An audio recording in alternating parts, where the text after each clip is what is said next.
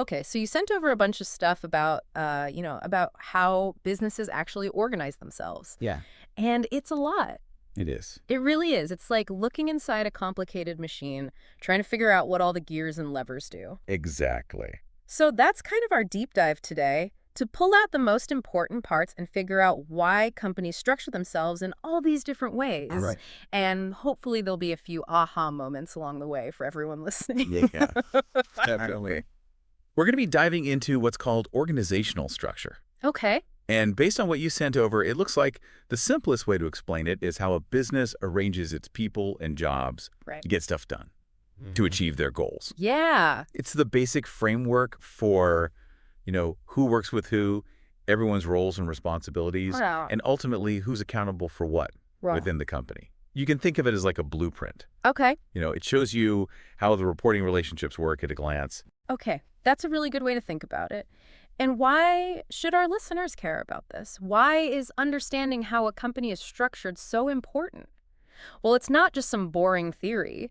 It actually affects how smoothly a company runs. Right. How well people communicate, how efficient they are, how satisfied employees are, how productive they are. Yeah. It even affects how companies work with their customers and suppliers, Right. and how quickly they can make those big decisions. Absolutely. It basically sets the whole mood for the company culture. Yeah, it's fundamental. And for anyone new to a company, understanding its structure is super helpful. Yeah. It's like having the map Exactly. before you start exploring, so Definitely. you know where everything is. And of course, as a business grows, that initial structure might not work anymore. Right. It might need some tweaking as things get more complex. Yeah, absolutely. Eh, eh. Evolve. All right, so in today's deep dive, we're looking at the main ways businesses organize themselves based on everything you sent over. We've got hierarchical structures, flat structures, matrix structures, and then the concepts of centralized and decentralized approaches. Right. So let's start right at the top with hierarchical structures. Mhm. What are the key things to know about these? So the main thing about a hierarchical structure is it's like a pyramid, Okay. right? Multiple layers of management with a very clear top-down chain of command. Okay.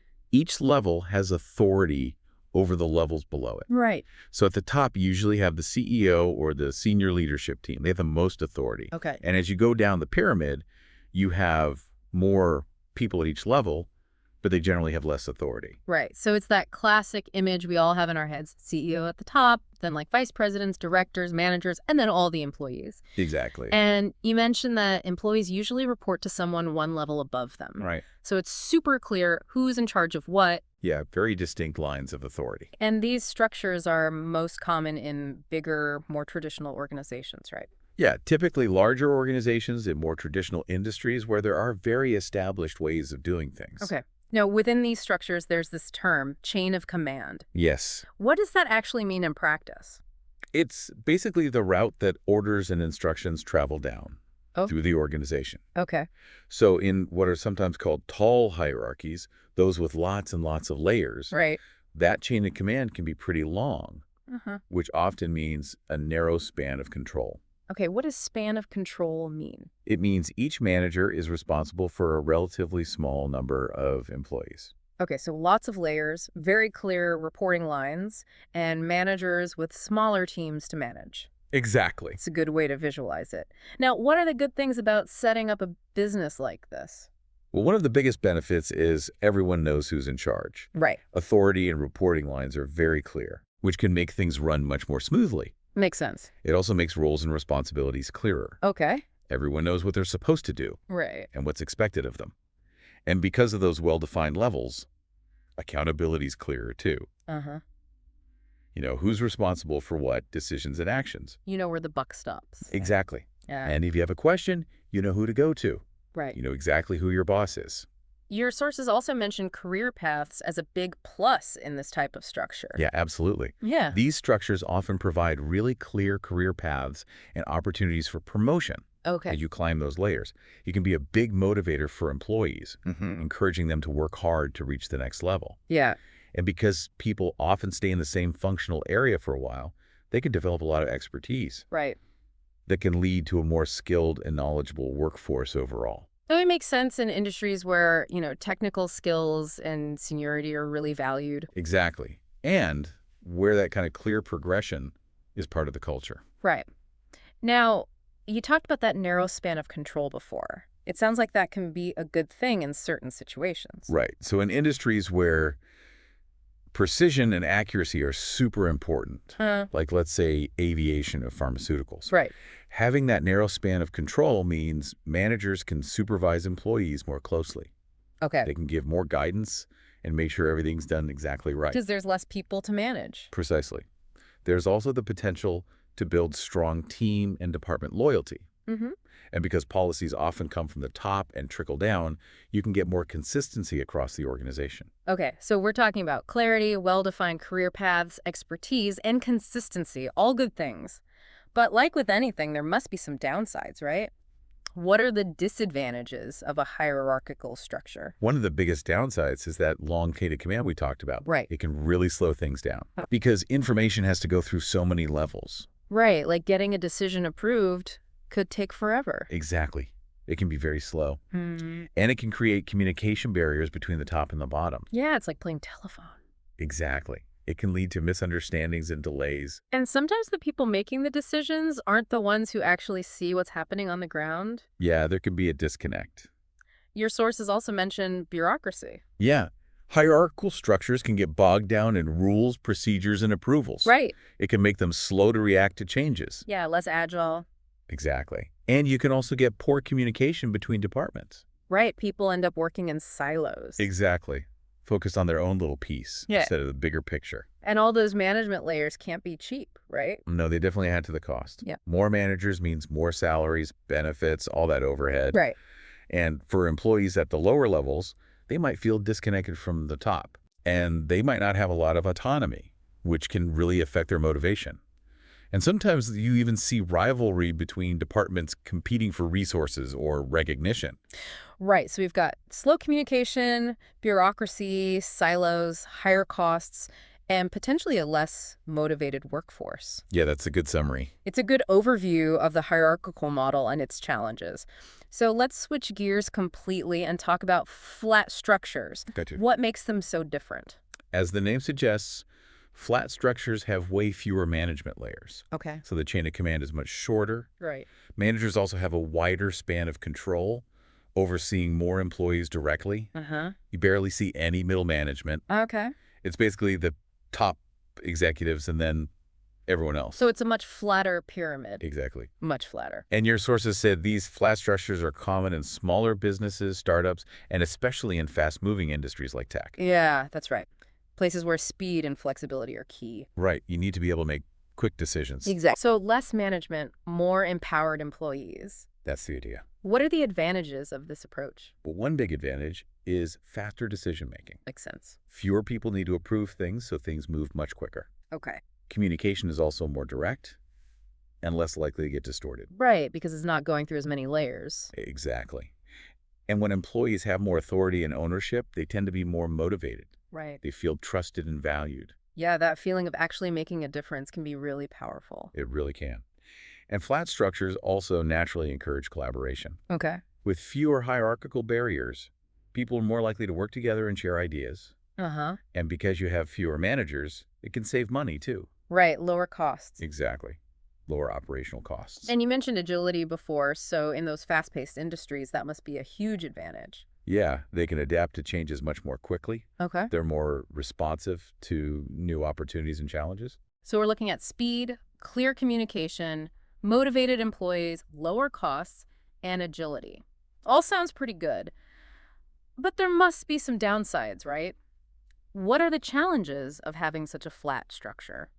One issue is that with fewer management layers, there aren't as many opportunities for promotion, Okay. which can make it harder to keep good employees. Right. If Right. they feel like they can't move up. Exactly. And while empowerment is generally good, sometimes it can lead to confusion. Okay. It might not be clear who has the authority to make certain decisions. Right, if everyone's on a more level playing field. Exactly. It can lead to power struggles. And employees might not know who to go to with problems. Right. The reporting lines can be less clear. And even though managers have a wider span of control, it can also be overwhelming, right? Yeah, it can be hard to give everyone enough support, Right. especially with limited resources. And all that autonomy and responsibility can lead to stress and burnout. Yeah. That's definitely a risk. And finally, it can be harder to maintain consistency across the organization. Yeah, with more decentralized decision-making, things can get a bit fragmented.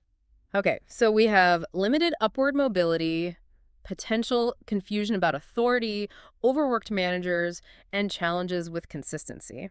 It really shows that there are always trade-offs. Right. Now, let's move on to something a bit more complex, matrix structures. What are those all about? Matrix structures are a bit more intricate. Okay. They combine traditional departments, like marketing, engineering, finance, Mm-hmm. with project teams that are formed to work on specific things. Okay. So you might be part of the marketing team, but also be on a project team developing a new product. Right. Working with people from different departments. Exactly. And the big thing here is what's called dual reporting. Okay. Employees report to two managers. Two. Their functional manager, like the head of marketing, Right. and the manager of the project they're working on. Okay, so two bosses.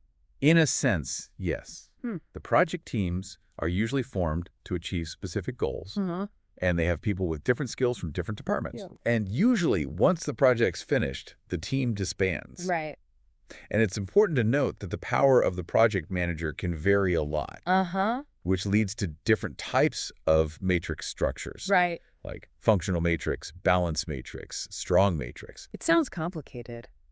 It can be, but it also has its advantages. Let's start with those. What are the good things about a matrix structure? Well, one big advantage is that you can use your skilled people really efficiently. Okay. They can work on multiple projects at the same time. So you don't have to hire new people for every single project. Exactly. Yeah. It also helps break down those silos we talked about. Yeah. People from different departments have to communicate and work together. Uh-huh. And when that happens, you often get more innovation and creativity. Yeah, different perspectives can spark new ideas. That's the idea. And it makes the organization more flexible. Okay. They can adapt to changes more quickly by forming and disbanding project teams as needed. Right. And employees often find it more motivating because they get to use their skills in different ways Mm-hmm. and contribute to a wider variety of projects. It's less monotonous. Exactly. And you can also save money by sharing resources across projects. Okay. And that dual reporting structure can lead to better decisions because you're getting input from two different perspectives. So efficient use of talent, more communication and innovation, flexibility, cost savings, and potentially better decision-making. That's quite a list.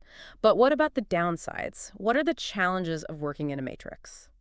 The biggest challenge is that having two bosses can be really confusing, Right. and sometimes it leads to conflict. Okay. Those managers might have different goals, priorities, even different styles. Mm-hmm. It can put employees in a tough spot. Yeah, feeling pulled in different directions. Exactly. And it can also mean a heavier workload, Okay. trying to keep both managers happy. Right. And with all those different teams and reporting lines, it can be unclear who's ultimately accountable for a project. All right, where does the buck stop? Exactly. And coordination between teams can be tricky, which can slow down decision-making. Okay. And all that complexity can make roles and responsibilities less clear. Right, it's not as straightforward as a simple hierarchy. Exactly. And it can be more expensive to manage because you need more managers and support systems. Right, so it's not a magic bullet. No, it definitely has its challenges. Okay, so potential for confusion and conflict, heavier workloads, unclear accountability, slower decisions, and higher costs. It sounds like making a matrix structure work well requires a lot of skill and good communication. Yeah, absolutely. It needs a strong leadership team. Okay, let's shift gears a bit and talk about centralized and decentralized structures. Okay. First off, what does it actually mean when we say an organization is centralized? It basically means that most of the important decisions are made at the top Okay. by a small group of senior leaders, usually at the head office. Right. And those decisions are then passed down through the chain of command. So everyone else follows those directives. Exactly. Lower-level managers and employees have less freedom to make decisions. Okay, what are the good things about running a business this way? One benefit is that it can be very efficient. Okay. You have a central authority controlling everything, which can lead to more consistency. Uh-huh. Everyone follows the same policies, procedures, branding. Right, it's all uniform. Exactly.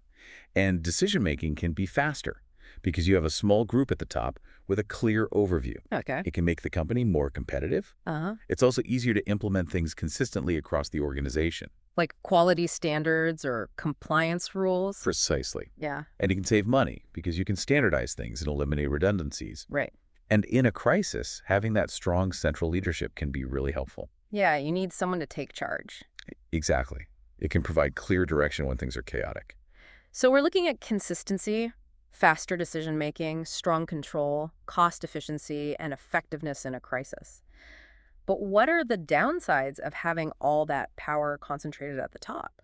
Well, it can make lower-level managers and employees feel powerless. Right. They don't have much autonomy, which can impact their motivation. And it can also create a lot of bureaucracy. Yeah, because everything has to go through multiple layers of approval. Right, which can slow things down.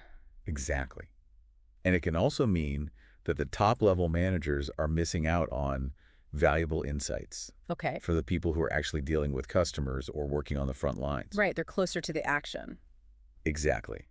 So sometimes the decisions made at the top might not be the best ones because they don't have all the information. And it sounds like those top managers can get a bit detached from what's really happening, Yeah, they could lose touch with the day-to-day reality. which can lead to some bad decisions. It can happen. And it also means less development opportunities for lower-level managers Okay. because they're just following orders, not really making decisions. Right. And finally, all those decisions piling up at the top can create a big bottleneck. So we've got demotivated employees, bureaucracy, missed insights, and a decision-making bottleneck.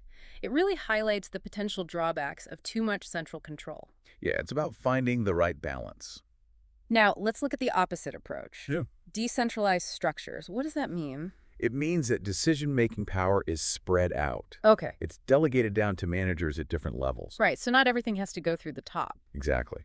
It gives them more autonomy and flexibility. Okay, what are the benefits of this approach? One big benefit is that it allows the company to be more responsive to local needs. Okay. Decisions can be made by people who are closer to the customers in the situation. Right, so they can adapt more quickly. Exactly. And it also empowers employees. Uh-huh. They feel more valued and more invested in the company. Right, because their voices are actually heard. Exactly. Oh, yeah. And it's a great way to develop future leaders Okay. by giving lower-level managers a chance to make real decisions. It's like on-the-job train. It is. Mm. And as we mentioned before, it can speed up decision-making. Right. No need to wait for approval from the top. And it can lead to a more positive and innovative work environment. Yeah, when people feel trusted and empowered, Right. they're more likely to be creative and take ownership. So we've got better responsiveness, more empowered employees, faster decisions, and a more innovative culture. Sounds pretty good. But what are the potential downsides of decentralization? One risk is that you can get inconsistency across the organization. Okay. Different managers making different decisions, Right. which can lead to variations in quality or customer experience. Uh-huh. It can also be harder to keep everyone aligned with the overall strategy. Okay.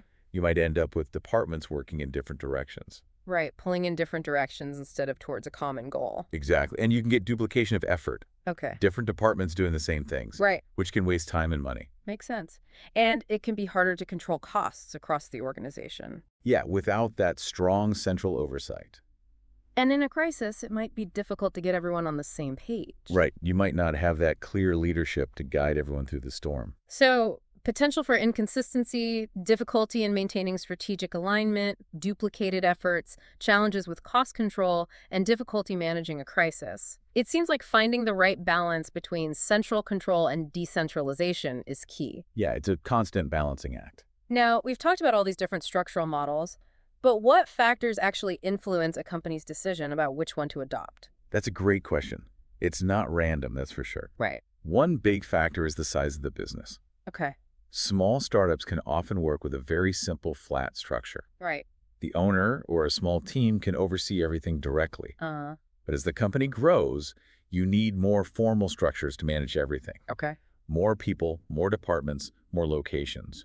Larger organizations need things like divisional structures, functional structures, maybe even matrix structures. It's like those little mom and pop shops versus huge corporations. Exactly.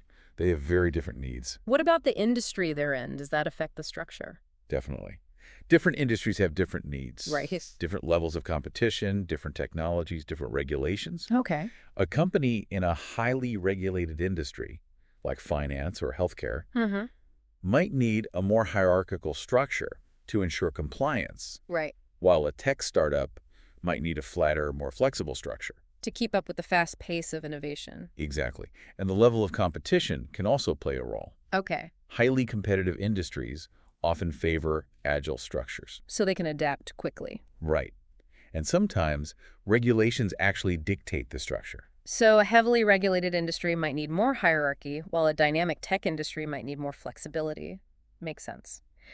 What about the role of technology? Does that affect how a company is organized? It definitely can. New technologies, especially in communication and collaboration, can make it easier to have flatter, more decentralized structures Okay. because people can communicate and work together more easily. Right. And automation can also change things How so? by eliminating certain jobs, Okay. which can lead to a flatter structure with fewer layers. It's interesting how technology can shape the way companies are organized. It's a major factor these days. And finally, and perhaps most importantly, how do a company's own goals and objectives influence its structure? That's really the key. Okay. The structure should support the company's goals. Right. So a company focused on rapid growth might choose a decentralized structure Okay. to be more flexible and responsive, Uh-huh. while a company focused on cost leadership might choose a centralized, efficient structure. Right. To keep costs down. Exactly. And a company focused on innovation might choose a flat, collaborative structure. To encourage creativity. Exactly. So it all depends on the company's strategy and what they're trying to achieve. Okay, so we have size, industry, technology, and most importantly, the company's own goals. All these things play a role in shaping how a company is organized. It really highlights the fact that there's no one-size-fits-all solution. That's right. There's no magic formula. So as we wrap up this deep dive into organizational structures, what are the key takeaways you want our listener to remember? I think the most important thing is to understand that an organizational structure is more than just a chart. Right. It's the framework that defines how everything works within a company. Uh-huh. We've looked at several types: hierarchical, flat, matrix, centralized, decentralized. Right.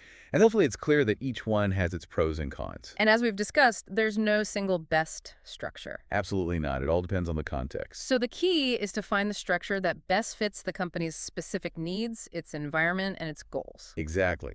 It should help the company be efficient, adapt to changes, and ultimately be successful. So thinking about all these different structures, the hierarchies, the flat models, the matrix structures, the centralized and decentralized approaches, and all the factors that influence these choices, here's a final thought for you, our listener, to ponder. What are some of the challenges and opportunities that might arise when a company tries to change its structure? What if a traditional hierarchical company tries to become flatter and more agile?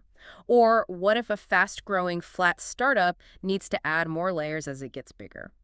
Think about the real-world implications, the human side of things, and the practical challenges of making such big changes. It's not just about the theory, it's about how these structures affect people and how they actually work in practice. It's a really important point. Well, thank you so much for joining me on this deep dive into the fascinating world of organizational structures. It's been a pleasure. You've provided some really great insights based on all those materials you shared. Glad to be of help. Mm-hmm. And as you mentioned, there's always more to learn. We've covered the basics, but looking at specific industries or company case studies can give you even more understanding. Absolutely. And hopefully this deep dive has given you, our listener, a new way to look at and understand the organizations around you. Definitely. Whether it's your own workplace, the companies you do business with, or just the businesses you read about. It's a useful lens to have. So until our next deep dive, keep those questions coming.